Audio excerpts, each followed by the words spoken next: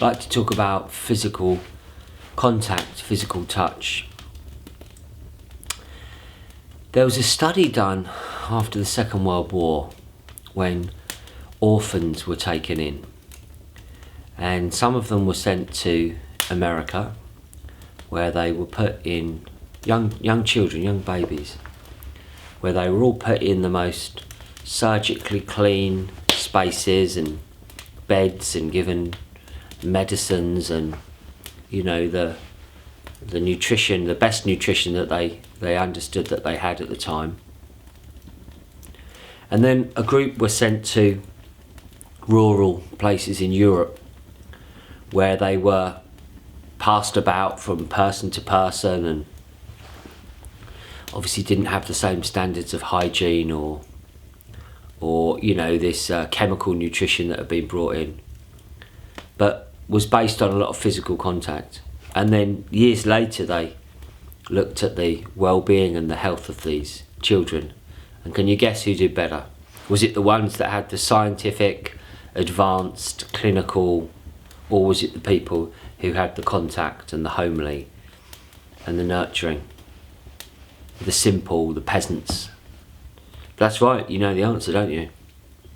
And physical contact is so important for us all. It's one of the things that has upset me so much about the nut job is this government enforced physical distancing. Man is not an island. We're meant to be in proximity to other people. We're meant to be connected to other people. And someone said you need to have 12 hugs a day. You know, it's actually good for your immune system to feel that physical contact. And sometimes that skin on skin contact, which of course this anti-social distancing has stopped. I remember seeing one of my former yoga students at an event last year. I hadn't seen him for about 18 months because all of the yoga obviously had all stopped with the nut job. And I went to shake his hand and he wouldn't shake my hand because he was so frightened of any physical contact, that physical contact might cause his illness and potentially death. And I thought to myself, my God, this guy might not have had anyone touch him for 18 months. You know, his wife's no longer with us. And I thought he's probably not been touched in any way. And it really did upset me. So obviously we want to do this with consent. You just go around hugging people. Throughout the last 2 years, my family's been known as huggers, which is why some people have.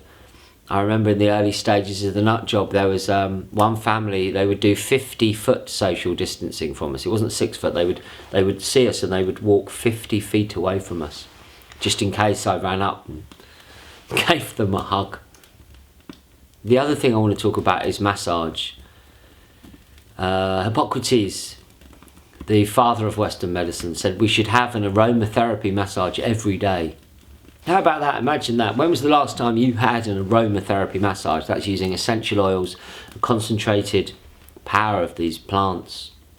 Wow, how uplifting that can be. I think one of my favourites is lavender oil. It's quite an inexpensive one. It grows locally to us here up in Norfolk. There's lots of lavender that grows. And sandalwood, it's a rarer oil to get now, but certainly one of my favourites. I find these very uplifting. Ylang ylang, bergamot. So I just went to see my dad, and he's been struggling recently. It's not easy times for lots of people, is it? In many ways, as we face challenges of ourselves and people within our families face challenges, sometimes we do take that stress on board, and that stress can actually then manifest in the physical body. I am a professionally trained masseuse, so I think that's one thing that's possibly important. Even though we can all just give each other a simple massage, you don't want to harm someone, you know. And there are contraindications that you have to take into account with using essential oils or with using massage, particularly if someone's, you know, injured themselves or are pregnant, for example.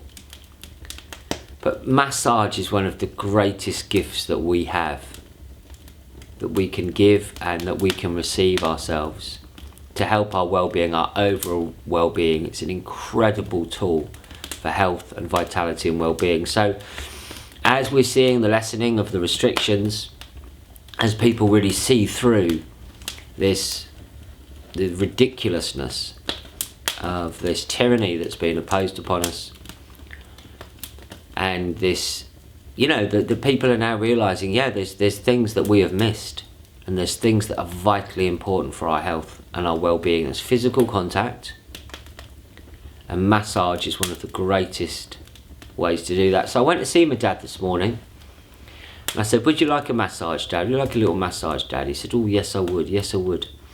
And you know, he had so much tension in his body. And when we're tense in the back and the shoulders particularly, what often happens is we hunch the body like this, and then it restricts our breathing. So we did a whole episode on breathing, but if you actually tense like this, you can't breathe fully, and if you're not breathing fully, your physical and mental health will not be at its optimum level. You're starving your body of oxygen. You're not releasing enough carbon and other waste products. You're going to make yourself sick. So that physical relaxation, even a little bit of massage, can alleviate that and then really help. And I gave my dad probably a 10-minute little massage, Indian head massage, and I left and he had a smile on his face. He'd opened up emotionally, he'd opened up physically. He looked like a different person than the person that opened the door to me. So we can really bring about change. As the sun's shining on me here, hold to the sun. So like I say, it's got to be with consent, but maybe give someone a hug today. Ask them if they'd like a hug. Would you like a hug? I'm giving you a hug now, all right? It's something that we did a lot when there was all those Zoom meetings. I'd always do that.